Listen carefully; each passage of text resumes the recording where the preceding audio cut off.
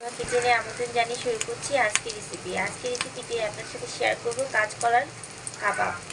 অতি সুস্বাদু এই কাবাব অতি সহজেই বানিয়ে ফেলতে পারবেন বাসায়। এই রেসিপি চলো বন্ধুরা শিখে আসছি কীভাবে তৈরি করবো। কলার টিকা বানানোর জন্য কাঁচকলা সিদ্ধ করে মেশ করে নিয়েছি, সাথে আলুও মেশ করে নিয়েছি।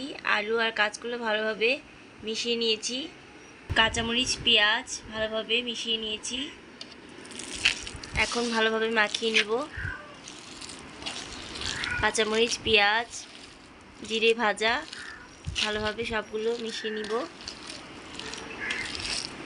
কাঁচকলার কাবাবগুলো আমি ভালোভাবে শেপ করে নিয়েছি, প্রতিটি শেপ একই রকম করে নিয়েছি, আপনারা একই রকম করে শেপ করে নেবেন।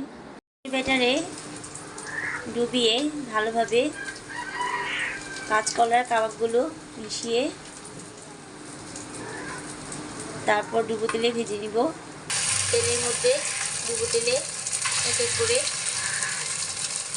কাঁচকলার কাবাবগুলো ভেজে নিব।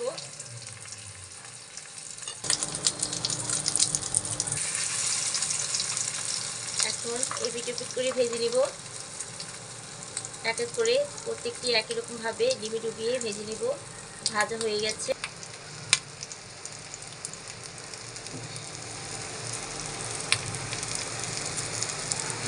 অতি সহজেই বানিয়ে খেতে পারবেন এই কাঁচকলার কাবাব। যদি ভালো লেগে থাকে সাবস্ক্রাইব ও লাইক দিয়ে পাশে থাকবেন। ধন্যবাদ।